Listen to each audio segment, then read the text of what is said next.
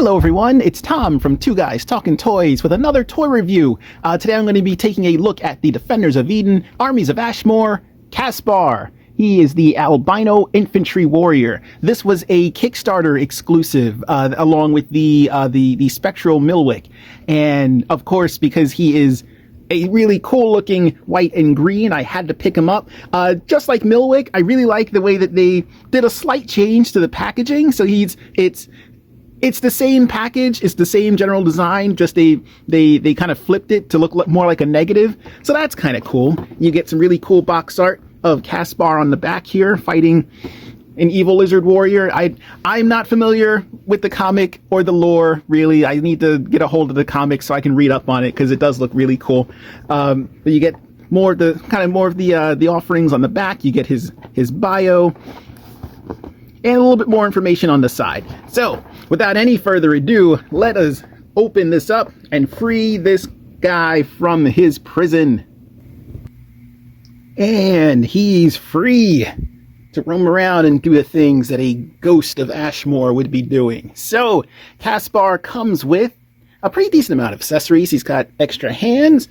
He's got a couple of fists that you can use to give someone the proper pounding they deserve. He's got a couple of grabby hands to do some ghostly grabbing, and of course the tail comes with a really cool looking axe. I like this. This is really neat.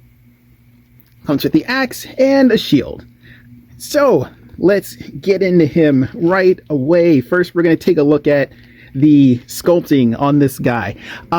Well, you know what? First, let me get into the actual a little bit of backstory on it. The Armies of Ashmore, Defenders of Eden, is a toy line that is the brainchild of one Matthew Rodriguez. You can go to the Facebook page for Armies of Ashmore. You can also go and take a look at the Kickstarter. Kickstarter is over, but if you go to the Facebook page, Matthew's on there all the time. He seems like a really cool guy. He's giving video updates all the time, keeps up on the shipping, gives you a lot of like video updates. So that's really cool. I do like that he's very, very in tune with the audience and talks to the community and gives them a heads up on what's going on, and when things maybe aren't going on. It's always nice to have that kind of communication. But the Armies of Ashmore were sculpted by the Four Horsemen. If you're familiar with their work at all, you can probably see a lot of that influence on the figure itself, like a lot of the detailing, that carries over into the articulation as well. But the actual sculpting, all the detailing is so good. I love the way that this looks, and I love Triceratops figures, but I didn't get the regular Triceratops from this line because my true love is the Ankylosaurus, so I definitely got Cuzzo. But this being a Kickstarter exclusive, and he just looks really good. Like the colors are striking. The pale skin, it gives you that, I don't know, when you touch this, like looking at him in the box, because of the way that the detailing works, because it looks so, the sculpting on it is so good, and the detailing is such that it still kind of looks like it's clay. Like, and I don't say that in a bad way. It's just with the scale work and the texturing on it, it looks like if you pressed it, that your finger should, come away and you would see a fingerprint still on this, or like it's made out of plaster, and when you touch it, like your hand would come away with some of that white powder. That is not the case, but it looks like that, and I think that's such a credit to the figure. Like it's just so well done. But I love that some of the things that the Four Horsemen are known for doing, and some of the things that they employed for their Mythic Legions line has come through in this figure. Like I said, the articulation, it kind of follows the same scheme as their other figures, but the detailing on this is so good. You've got the little clip for your axe, so he can hang on to that while he's not giving someone the chop. The joints are very nicely integrated into the figure. I don't know how swappable the tails are. Like, I don't know if you can take Cuzzo's tail and put that on there. Actually, you know what? I have Cuzzo right over here, so let's try that right now, just to see, because I'm curious now. Give me your tail, Cuzzo. Can you pop that on there? Oh, you can! Well, that's kind of neat. So if you want, one of the other things that the Four Horsemen love to do is to build up a pretty good library of interchangeable parts so that you can, as the consumer, or as the customer, and as a creative type, you can mess around and maybe make your own Army of Ashmore character. I love that aspect of the lines that the Four Horsemen have done, where they kind of give you the opportunity to make a figure that maybe you would want, or you can customize your own parts library if you've gotten a bunch of the figures together and make your own stuff, make your own character.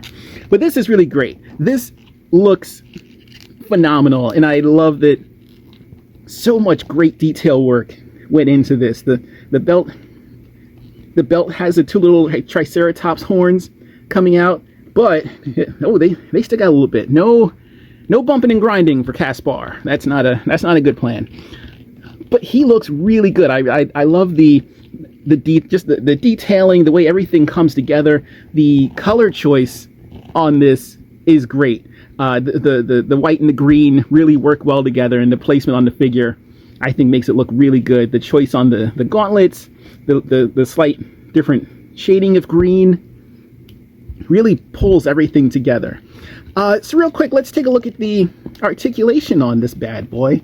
It's, again, if you're familiar with the Four Horsemen and the way that they set things up, it's nothing too surprising. You've got a lot of head tilt on there. You've got the neck joint. The heads pop off without too much trouble, so you can pop that on, pop that off.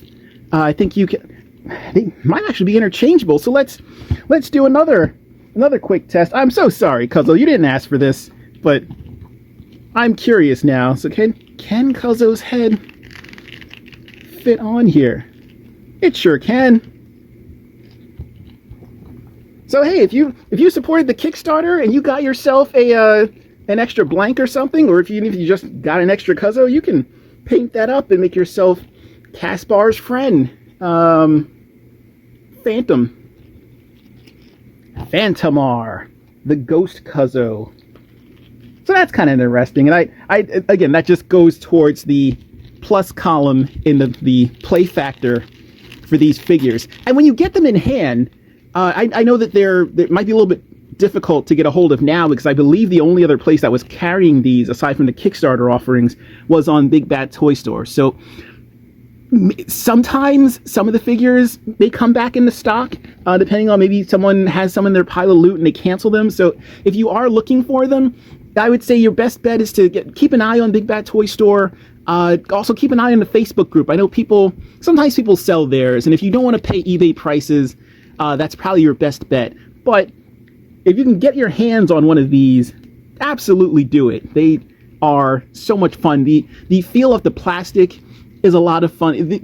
You don't have to worry about these figures being broken when you first start messing around with it. Now granted, I will always recommend maybe not doing what I'm doing right now with the jointing, because paint lock is real. Paint lock is a thing. So don't do what I'm doing. But when you're first cracking in those joints, you may want to run it through some hot water, maybe give it a little bit of a blast with a hairdryer. But if not, no issues. Like that could have gone horribly wrong right there, but it did not.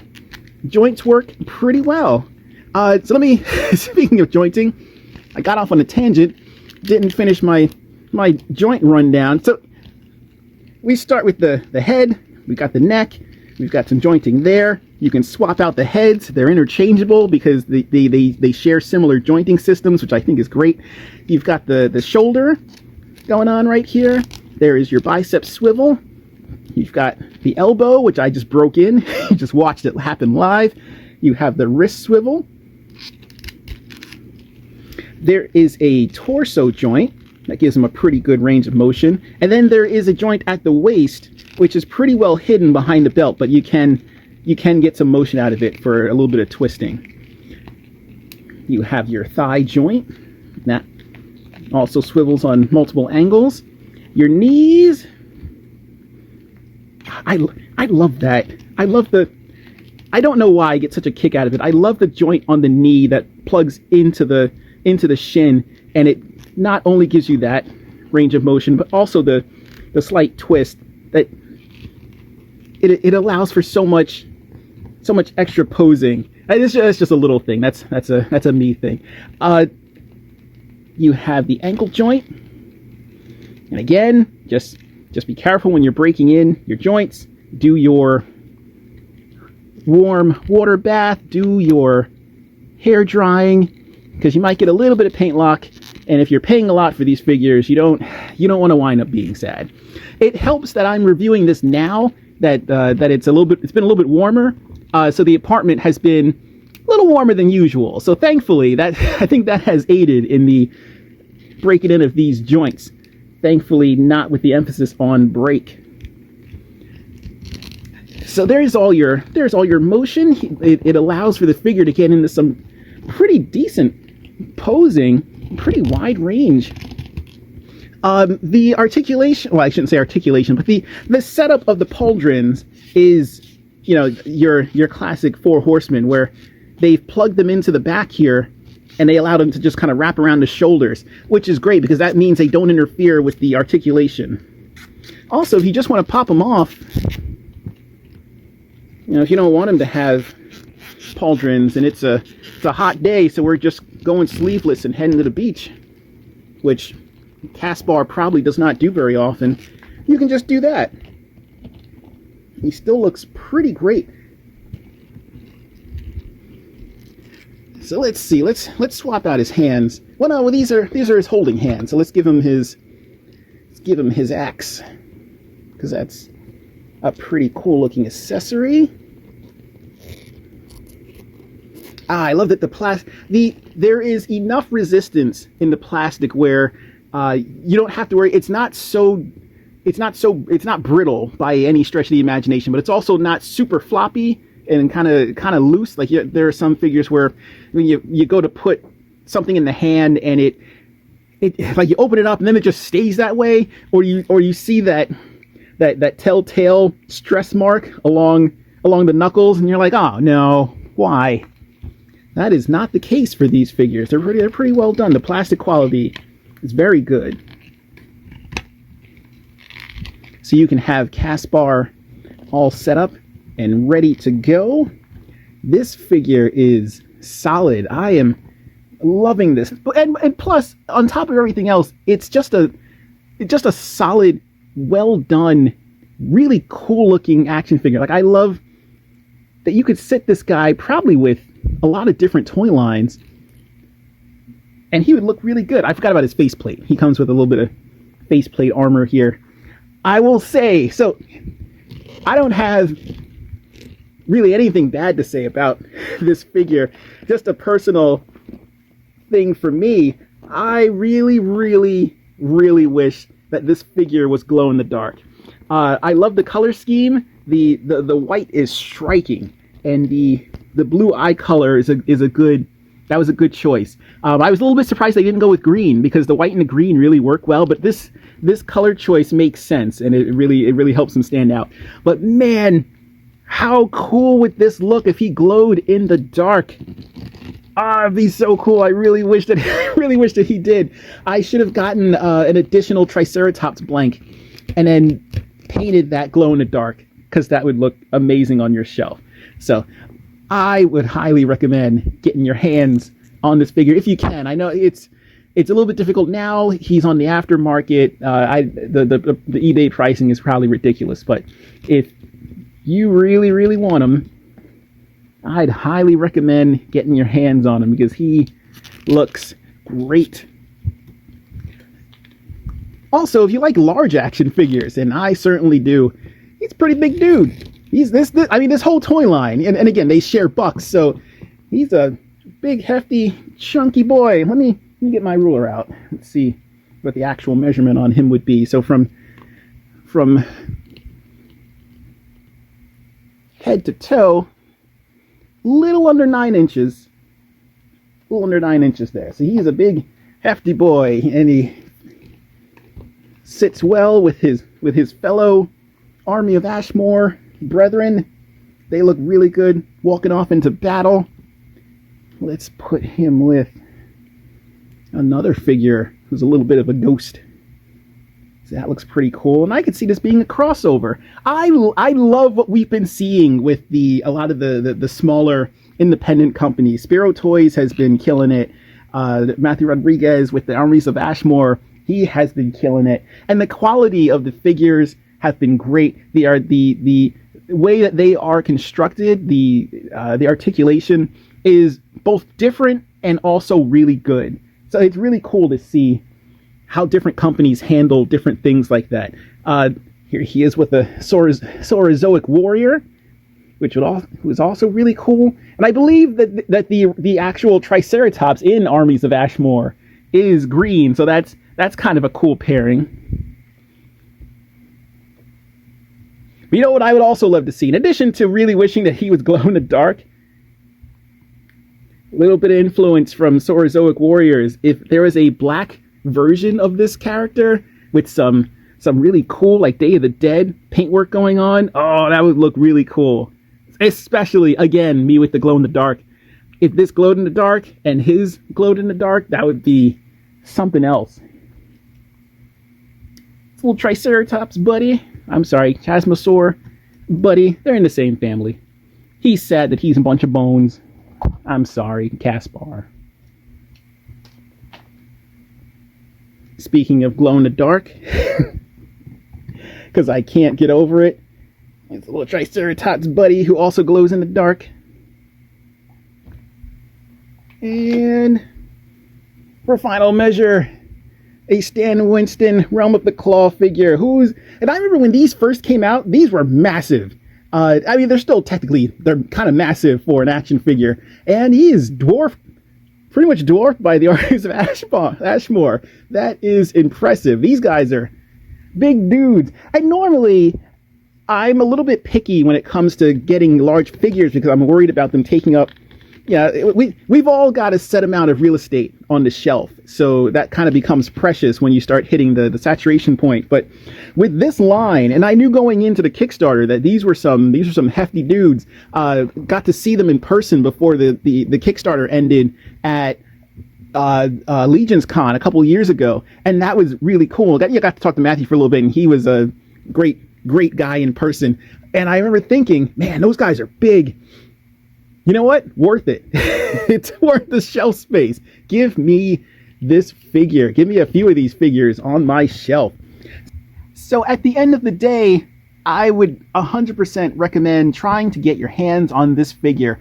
Really, the only downside is that it's probably a little bit difficult to acquire him now that the Kickstarter is over. But I'd recommend, again, keeping an eye on the Facebook page. Just look up Armies of Ashmore, Defenders of Eden, and you can find the Facebook page. Monitor that. Maybe you can find someone who's willing to get rid of theirs or trying to get rid of one.